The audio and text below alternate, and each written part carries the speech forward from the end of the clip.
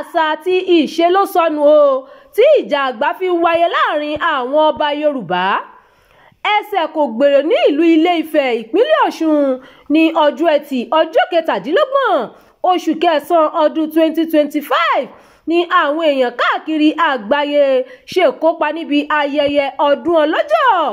Gẹ́gẹ́ bí ìgbàgbọ́ àwọn ọmọ Yorùbá, irinwó àti ẹyọ kan ni àwọn òrìṣà tó wà ní Ilé-Ifẹ̀ ìpínlẹ̀ Ọ̀ṣun, àti pé gbogbo wọn ni wọ́n ní ọjọ́ tí wọ́n máa ń bọ wọn. Ọdún ọlọ́jọ́ jẹ́ ọdún kan pàtàkì ní ilẹ̀ Yorùbá láti fi sàmì ọjọ́ tí Olódùmarè dá ilé ayé. Bẹ́ẹ̀ sì ni ó jẹ́ ọdún tó ti pẹ́ ní ilẹ̀ Yorùbá. Ó jẹ́ ọdún tó máa ń wáyé ní ìrántí Ògún tó jẹ́ àkọ́bí Odùduwà. Ọba Ọláyínká Oyètúndé Aláyémọrẹ ti ìlú Ọ̀ṣun sọ pé ọdún ọlọ́jọ́ ṣe pàtàkì láti fi gbé àṣà ilẹ̀ Yorùbá ga.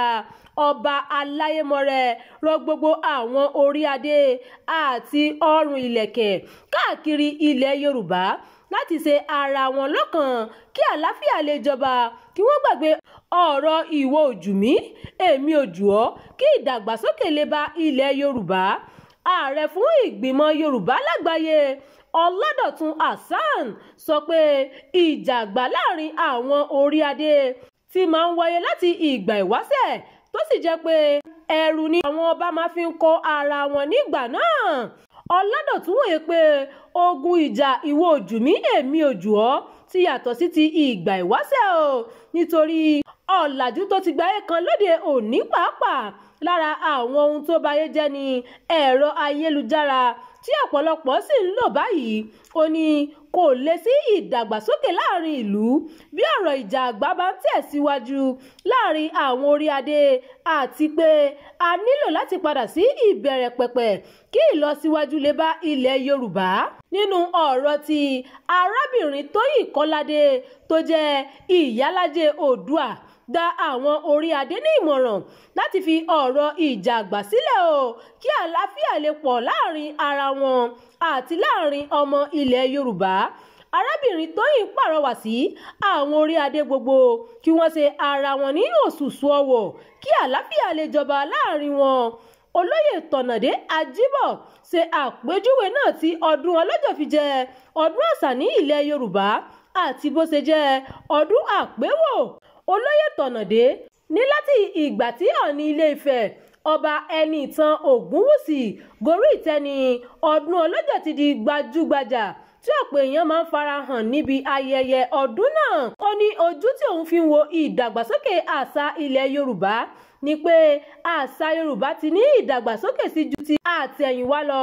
Ó wá rọ gbogbo àwọn orí adé láti ṣe ara wọn lọ́kàn kí ìdàgbàsókè lè tún dé bá àṣà Yorùbá àti ọdún ọlọ́jọ́. Ọba Ẹniìtàn Ògúnwùsì ó ní tí Ilé-Ifẹ̀ ru adé ìṣẹ̀ǹbáyé tí wọ́n ń pè ní adé àrè, tí ìgbàgbọ́ wà pé òun ló wúwo jù lágbàáyé láti fi wúre fún gbogbo èèyàn. Àrà ọ̀tọ̀ ni ayẹyẹ ọdún ọlọ́jọ́ gbé wá ní ọdún yìí bí aṣọ òkè ṣe ń pe ara wọn ránníṣẹ́ níbẹ̀. Gẹ́gẹ́ bí ìgbàgbọ́ àwọn Yorùbá, irinwó àti ẹyọ kan ni àwọn òrìṣà tó wà ní Ilé-Ifẹ̀ ìpínlẹ̀ Ọ̀ṣun, àti pé gbogbo wọn ló ní ọjọ́ tí wọ́n máa ń bọ wọn. Ọdún ọlọ́jọ́ jẹ́ ọdún kan pàtàkì ní ilẹ̀ Yorùbá, èyí tí wọ́n fi máa ń sàmì ọjọ́ tí Olódùmarè dá ilé ayé. Ọdún ọlọ́jọ́ wà lára àwọn ọdún tó ti pẹ́ ní ilẹ̀ Yorùbá. Ó jẹ́ ọdún tó máa ń wáyé ní ìrántí Ògún, tí ìgbàgbọ́ wà pé ó jẹ́ àkọ́bí Olódùmarè. Ṣáájú àyájọ́ ọdún yìí ni Ọọ̀ni Ilé-Ifẹ̀ yóò ti wà ní ìgbélé ọjọ́ méjì níbi tí yóò ti máa ṣe àdúrà fún ìran Yorùbá àti orílẹ̀-èdè Nàìjíríà lápapọ̀. Lẹ́yìn èyí ni Ọọ̀ni máa jáde síta pẹ̀lú adé rẹ̀, èyí tí ìgbàgbọ́ wà pé láàrin oṣù kẹsàn-án sí oṣù kẹwàá ọdún ni ọdún ọlọ́jọ́ máa ń wáyé. Ọ̀pọ̀lọpọ̀ àwọn èèyàn káàkiri àgbáyé ni wọ́n máa ń péjú pésẹ̀ sí ìlú Ilé-Ifẹ̀ láti kópa níbi ayẹyẹ ọdún ọlọ́jọ́. ẹ jẹ́ ká jọ dókè lọ́hùn à ń padà bọ̀ láìpẹ́. amóhùnmáwòrán kan àtàtà tí aráyé gbọ́ Jígí Alára TV ni wọ́n sọ. ení èjì ẹ̀ta ẹ̀rin àrún ẹ̀fà èje Jígí Alára.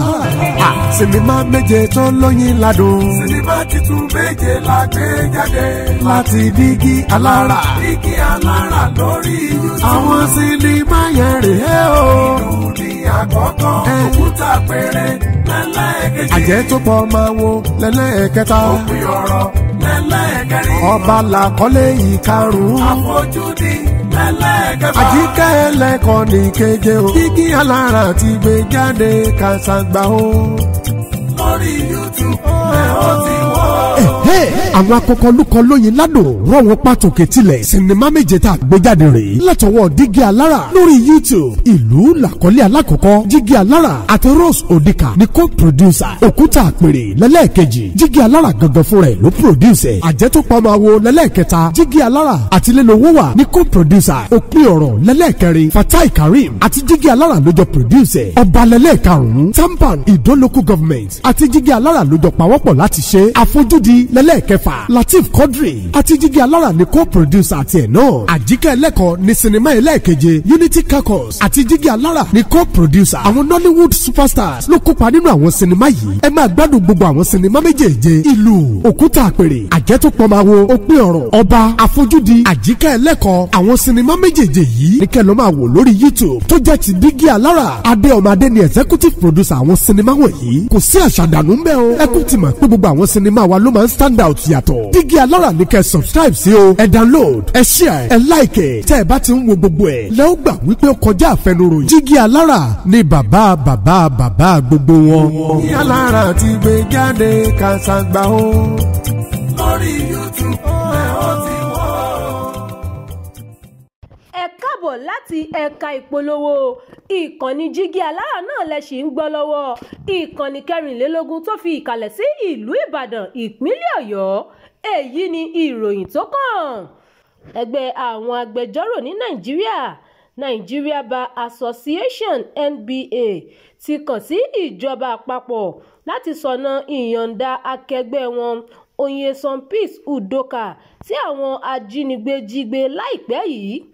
àwọn ajínigbé ọ̀hún jí Udoka àti ìbátan rẹ̀ obìnrin kan gbé lásìkò tí wọ́n ń bọ̀ láti ibi ayẹyẹ tí wọ́n ti sọ Udoka di lọ́ọ̀yà ní Nàìjíríà. lọ́jọ́ Ẹtì ọjọ́ 26 oṣù kẹsàn-án ọdún 2025 ìròyìn sọ pé ìlú Àbújá ni lọ́ọ̀yà Udoka àti ìbátan rẹ̀ náà ti ń bọ̀ níbi tí ayẹyẹ náà ti wáyé. agbègbè Lọ́kọ́jà Ọ̀kẹ́nẹ́ ní ìpínlẹ̀ Kogi ni àwọn ajínigbé náà ti ṣe ẹ̀bùrú wọn tí wọ́n sì gbé wọn sá lọ. ààrẹ ẹgbẹ́ NBA Afam Ozigwe ṣàlàyé lójú òpó X rẹ̀ pé ìṣẹ̀lẹ̀ ìtinilójú tí kò bójúmu gbáà ni èyí jẹ́ o. ó bani lọ́kàn jẹ́ pé àsìkò tó yẹ kí Nàìjíríà máa yọ lórí ọjọ́ iwájú iṣẹ́ òfin ni àwọn kan sọ ọ̀dọ́mọdé lọ́ọ̀yà yìí àti àwọn ẹbí rẹ̀ sínú ìbànújẹ́. kò sí mọ̀lẹ́bí tó yẹ kó kojú irú ìdààmú yìí. kò sì yẹ kí aráàlú máa gbé nínú ìpayà ní gbogbo ìgbà nítorí ewu tó kún ojú ọ̀nà wa ní gbogbo ìgbà. ẹgbẹ́ wa ń pe ìjọba àpapọ̀ àti gbogbo ẹ̀ṣọ́ aláàbò tó yẹ láti tètè mójútó ìṣẹ̀lẹ̀ yìí kí wọ́n sì rí i pé wọ́n tú akẹgbẹ́ wa àtàwọn yòókù tó wà lákàtà àwọn ajínigbé sílẹ̀. ó ní kò yẹ kí ìjọba tẹ̀síwájú nínú fífi ọwọ́ yẹpẹrẹ mú ààbò àwọn ọmọ Nàìjíríà nítorí àkọ́kọ́ nínú ojúṣe ìjọba ní rírí sí ààbò ará ìlú. alukoro ọlọ́pàá Nàìjíríà CSP Benjamin Hundeyin kéde pé àwọn ti rí èèyàn 8 gbà padà nínú àwọn 12 tí ajínigbé jí gbé lójú ọ̀nà Ọ̀kẹ́ni Aushi lọ́jọ́ Ẹtì ọjọ́ 26 oṣù kẹsàn-án ọdún 2025. nínú àtẹ̀jáde tó fi síta lọ́jọ́ Àìkú ló ti ní pẹ̀lú ìrànlọ́wọ́ ọlọ́pàá àti àwọn ológun ni àwọn fi rí àwọn èèyàn náà gbà padà o. ó ní ìgbìyànjú ń lọ lọ́wọ́ láti rí àwọn tó ṣẹ́kù sí ìgbèkùn ajínigbé náà gbà padà pẹ̀lú àlàáfíà ara. ìjínigbé jẹ́ ọ̀kan lára àwọn ìpèníjà ààbò tó ń kojú orílẹ̀-èdè Nàìjíríà. ẹ ó rántí pé ní ìpínlẹ̀ Kogi kan náà ni àwọn ajínigbé ti ya bo ilé ẹ̀kọ́ gíga Confluence University of Science and Technology lọ́dún tó kọjá tí wọ́n sì jí akẹ́kọ̀ọ́ 9 gbé lọ. Inú kíláàsì ni àwọn akẹ́kọ̀ọ́ náà wà. Wọ́n múra sílẹ̀ de ìdánwò ní ikọ̀ ajínigbé náà dé ìyẹn lọ́jọ́ Ajé ọjọ́ 13 oṣù karùn-ún ọdún 2024. Lóṣù karùn-ún ọdún 2025 yìí àwọn olè orí omi ìyẹn Sea Pirates jí arìnrìn-àjò 13 gbé lójú omi Isaka Waterways ní ìjọba ìbílẹ̀ Okirika ìpínlẹ̀ Rivers. Àwọn akẹ́kọ̀ọ́ oníwèé 10 tó rin ìrìn àjò láti lọ ṣe ìdánwò wọn ní ìṣẹ̀lẹ̀ náà ṣẹlẹ̀ sí lọ́jọ́ 6 oṣù karùn-ún ọdún 2025. Ìyá kan tí ọmọ rẹ̀ wà lára àwọn tí wọ́n jí gbé náà ṣàlàyé nígbà náà pé ọmọ òun Bàtà Benjamin wà lára akẹ́kọ̀ọ́ 13 tí ajínigbé gbé sá lọ.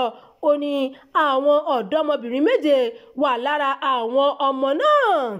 Ẹ ṣé tẹ́ darapọ̀ mọ́ ìkànnì Jígí Alára, ìkànnì 24 tó fi ìkàlẹ̀ sí ìlú Ìbàdàn ìpínlẹ̀ Ọ̀yọ́. Ẹ má gbàgbé láti bá wa fi èròǹgbà yín sí abala àríwísí kẹ́sì bá wa pín ká. Abdulkareem Nimot ló ti ń jábọ̀ ìròyìn. Òrìṣà nílùú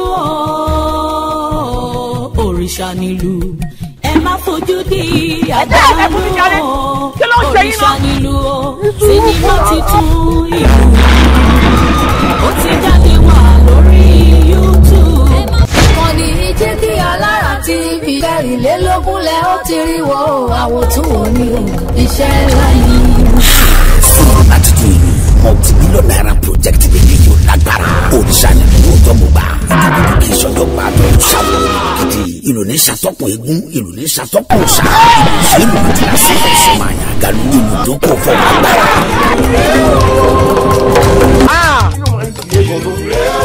O lè jẹ́ láì ṣépè fún yọ̀ ni. Wọ́n ló dúró lóko. Ọ̀bẹ̀rẹ̀ lóko. Ọ̀bẹ̀rẹ̀ ìdíje àkókò lójútó òkú adébáfún àjùmọ̀lá gbẹ̀nà tí ó dolóko láì bá tán.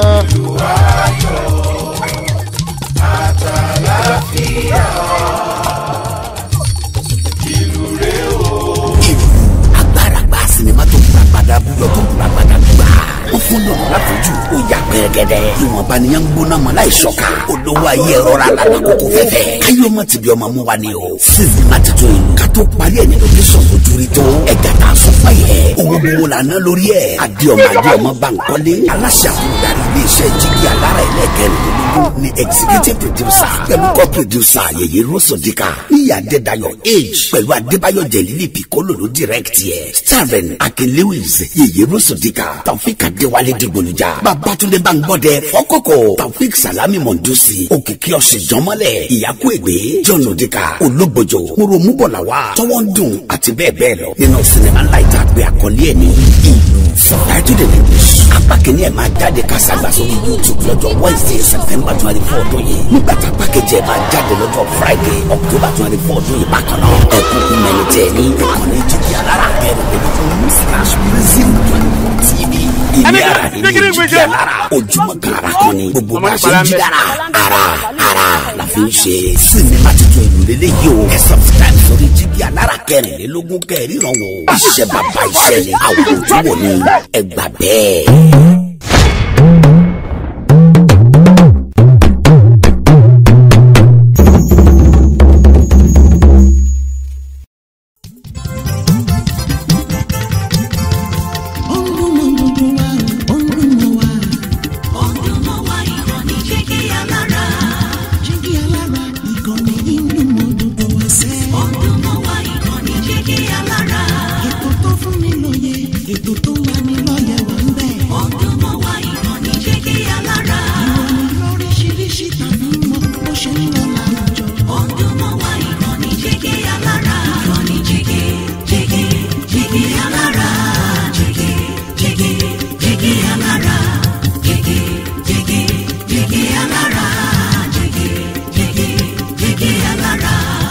Ìkànnì Jígí Alára 24 bàbá gbogbo.